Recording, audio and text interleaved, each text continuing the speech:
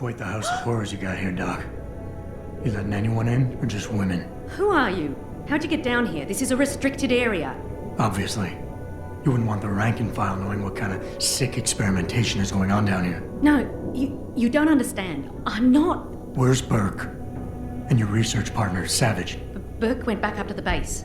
And Gary left. Told me to be smart, keep my mouth shut, and do whatever Burke tells me to do. For now. For now? I heard the three of you talking up there in the morgue. Sounded like you don't exactly fit in here, Dr. Kavanagh. And who the fuck are you? The name's Jensen. I came here looking for someone. Megan Reed. Reed? I've seen her research. Gary thinks it could be the key we're missing. If she can be convinced to come here. Megan Reed was kidnapped, Kavanagh. Violently. As was her entire scientific team and the dozens of women you've been torturing down here. No! You don't understand. I'm trying to save them. Gary and I, we were sent here to put the OCM project back on track. It wasn't until we got here that we realized what that meant, and by then it was too late. OCM. Savage used that term in the morgue. What does it mean? Organic computational matrix. It's a means of cross-connecting living brain tissue and artificial intelligence systems to create a supercomputer of unparalleled capability. Part flesh, part silicon. That's what you're doing down here, turning prisoners into computer parts. Human brain activity has to be integrated with the technology, or else it won't work. Even DARPA knew that. What does DARPA have to do with this? Nothing. Not directly. In 2007, they started looking for research partners to help develop an artificial cognitive science program that could increase a soldier's situational awareness in the field. A number of private sector companies submitted proposals. Bell Tower being one of them. No. Bell Tower was a private military corporation. DARPA wanted researchers. But one of the companies who did submit something was a biotech corporation that deals with Bell Tower. And they believed a successful program could be designed if it could be wired directly into the soldiers' brains. DARPA wasn't willing to go that far. So this biotech company took the idea to Bell Tower. A corporation that, being privately funded, doesn't have to concern itself with political or ethical debate. You seem to think Megan's research is integral to salvaging this project of yours. Why? It's not my project. Had I known before I came here... Right, just answer the question. We're experiencing cross-systemic failures with the tech. Over time, subjects implanted with OCM augmentations suffer complete neurological breakdown. They pretty much burn up from the inside. Gary thinks it's a problem with the acceptance of the P-dot array. I've heard that phrase before. It's the building block of modern neuro-augmentations. Dr. Reed's been reshaping it, changing the way it bonds with living tissue. The mutagenic gene combination she's introduced into it, well, frankly, it's astonishing. Enough to warrant her kidnapping? So she'd be forced to work on this project with you? She's not on this project. I don't know what she's doing or where she is. This is the first time anyone's ever mentioned kidnapping. Just how many prisoners are being wired into this thing? I don't know. But a lot of them don't seem to survive for more than a year. I've told the others there's no way this project can stay viable with these kinds of numbers. But the OCM computers have to have them to work. Computers? You mean there's more than one of them? There's several. This is just where the process starts, the factory floor. We select the candidates here, implant them, and ship them to the other locations. It's all very efficient. Yeah, except your candidates keep dying. You're really gonna stand there and try to justify your role in this, aren't you? People are being enslaved, Kavanagh. Enslaved and crucified. It wasn't like that at first. I thought we were going to make a difference, do something incredible for the world. Right. And look how incredible it turned out to be. But you can still make a difference, Doctor. You can help me blow the lid off this place. Are you insane? I can't. There's too much money invested in this. Burke, the people I work for, they'll kill me. They'll hunt me down and kill me. I know people who can protect you, hide you. Interpol is just waiting for evidence to tear Bell Tower apart. It's not just Bell Tower. Oh, God. Oh, God, am I really going to do this? You can't get me out through the prison. Burke would stop us. Then we'll have to do what Savage did. take a submersible. We can't. The hatches to all the docking hangars are locked tight. The only way to unlock them is by using the security console in the prison command tower. Bert keeps an eye on us that way. Then I'll have to go back up there and unlock it. Well, you gather as much evidence as you can carry. Oh my god, I'm really gonna do this. Damn right you are. Now get moving. I'll contact you when I unlock the hatch. All right, fine. But Mr. Jensen, please, hurry. Keitner, contact Interpol. We need rendezvous coordinates for a deep-sea submersible. A what? What exactly have you found, Jensen? A research complex hidden beneath this base. One of its staff is willing to turn whistleblower if we can deliver her to Interpol using one of the lab's transport subs. Which explains why you need the coordinates. I'll see what I can do. Keitner out.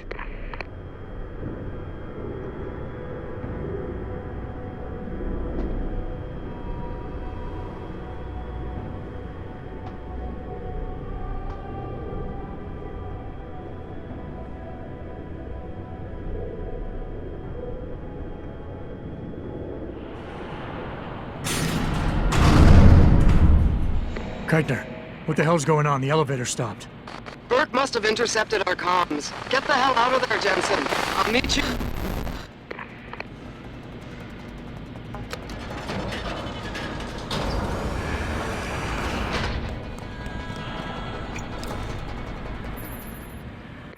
So now you've just survived the lockdown by climbing the ladder outside of the elevator, and what we just want to let you know is that this elevator was actually really complicated for us to do given our tools. One thing to keep in mind is that elevators throughout Deus Ex, the programming behind it was that they could go from one floor to another and they really could not do anything else. So we had to cheat a lot in that the elevator you take down and the elevator you take up are both different. Even though you think you're getting in the same one. Exactly. You think you're getting in the same one, but behind the scenes you're really not. And the way we did this was by unloading and loading the elevator depending on where you were in the story with Kavanaugh down below. Afterwards, the other problem that came up was the elevator stopping abruptly. Automatically, the way it was done in our programming is that elevators come to a smooth, slow stop to the floor that they need to go on, and that wouldn't make any sense in a lockdown. So special thanks to our technical level designer, Sylvain Dus, at the time. He took care of that, and he managed to fake a camera shake and fake the abrupt stopping, and the lights turn on, and everything just kind of felt right with the lockdown. After this, you have to climb up this whole segment in the elevator, and it was a little bit of platforming, and the complications that arise with that is usually first person, and platforming isn't always the smoothest of transitions. So I had to get a lot of help from the lighting artists to light the scene so that you see every little platform to go up, and I tried to make it kind of simple, even though it really should be a lot more complex, but in the end you should get out fine.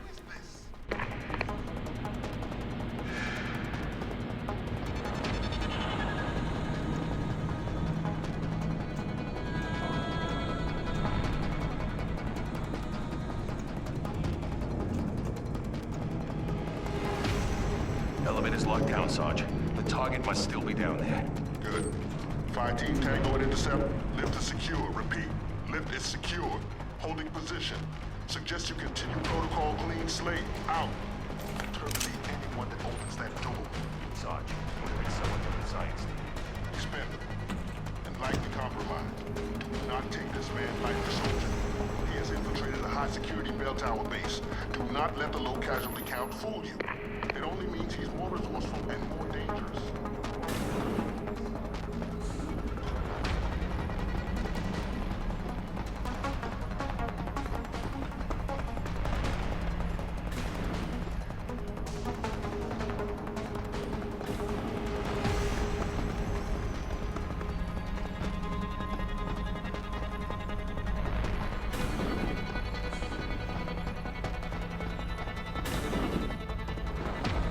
Personnel prepare for code yellow. Repeat, code yellow.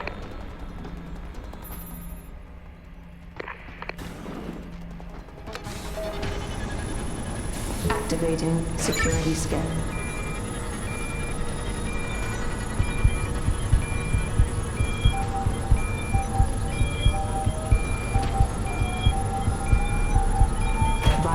Data assembled.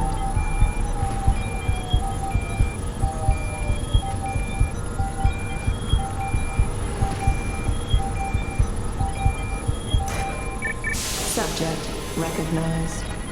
Access granted. Keitner! We really broke open a hornet's nest, didn't we, Jensen? It's bad. You need a medic. Yeah, I'll get right on that. Got those coordinates, Jensen. But Burke figured it out. Seized control of the station and locked down the detention camp. Bastards cleaning house. I've got to get Kavanaugh out. Can't. Not until you stop the gas. What gas? Burke's enacted a scorched earth protocol to stop the truth from getting out. Poison gas in every cell. Lab tube. Unless you stop it.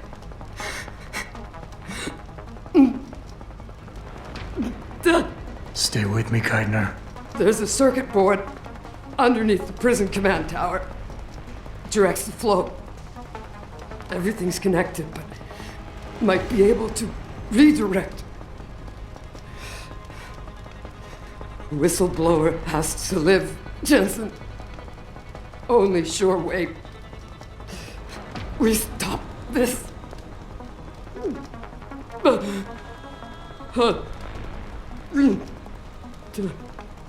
Keitner? Keitner!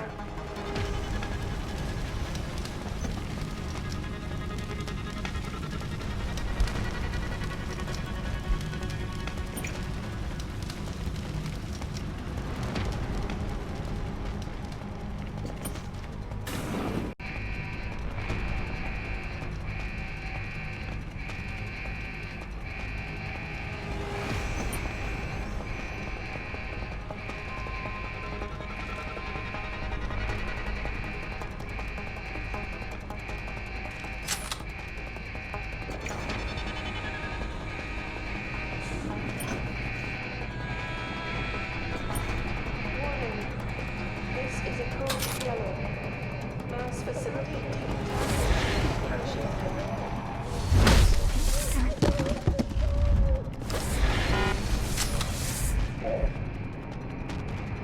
They're trying to kill us. Please, someone stop me. Someone die.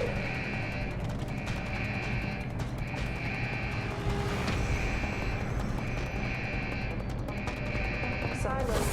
Contamination underway.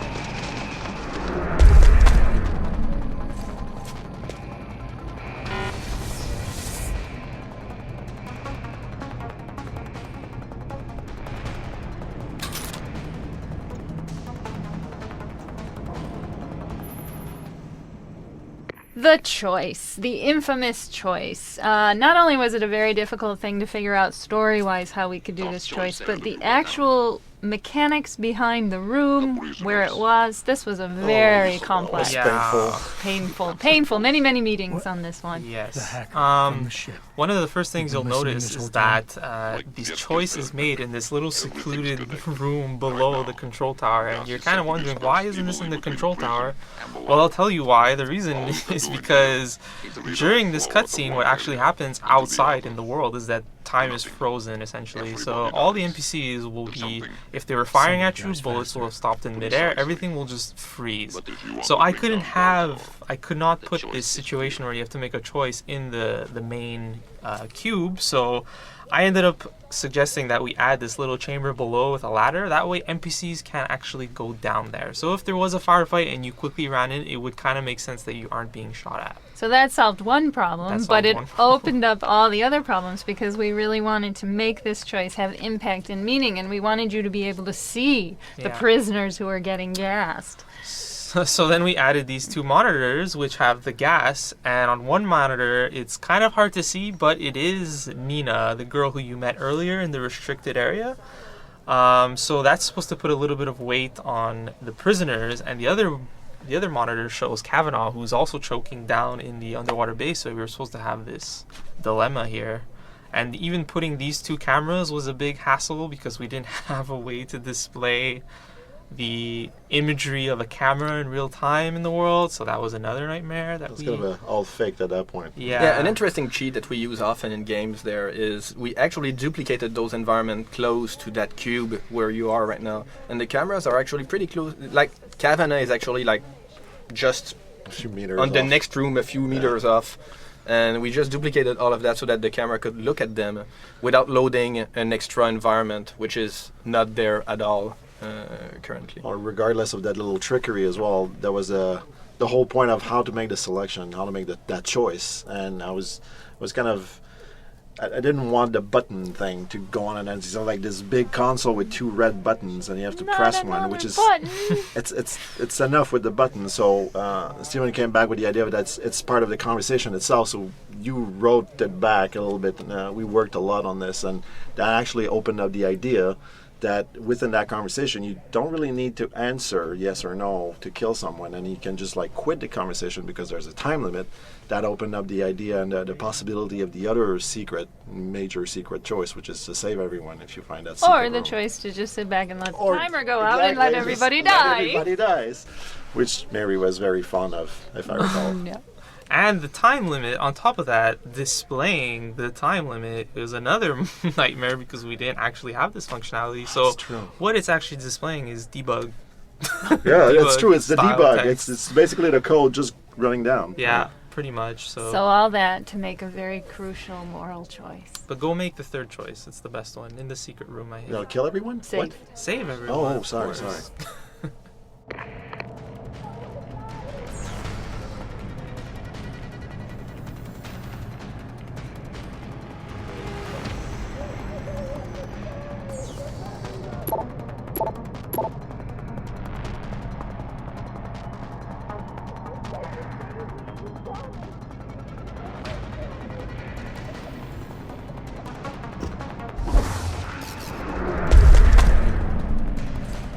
Warning.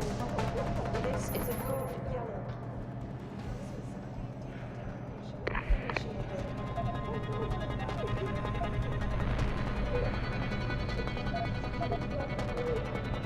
A difficult decision, Bratan. But that Gov Nuke Bark gave you no choice. Tell that to the prisoners. You'll have Interpol rendezvous with Kavanaugh's submersible. As soon as you unlock it, use the touchscreen in the security room above you.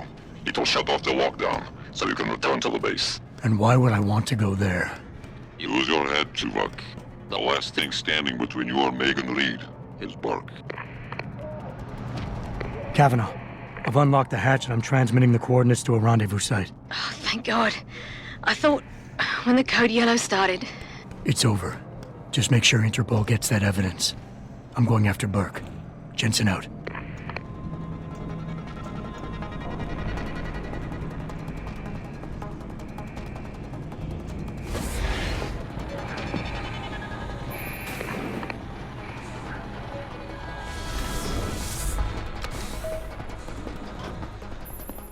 Activating security scan.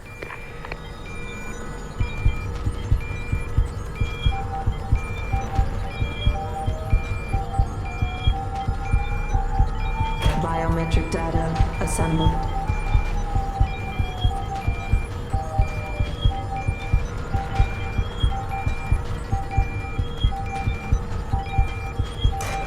Subject not. Corporal Tyler? Or should I say Adam Jensen? That's right. I know who you are now. Geithner wasn't quite as good at hiding her tracks as she thought she was. If you think Kavanaugh's escape changed anything, you're wrong. Bell Tower will track her down. And on the off chance the good doctor does spill her guts to someone, anything she says will be discredited. Still, I admire your ruthlessness. To save the life of one woman, you allowed 100 more to die. That takes strength of will. The Reed woman, this Megan you've been searching for, she's not here. And the only thing standing between you and the ship that could take you to her is me. I underestimated you back on the ship. I won't be doing it again.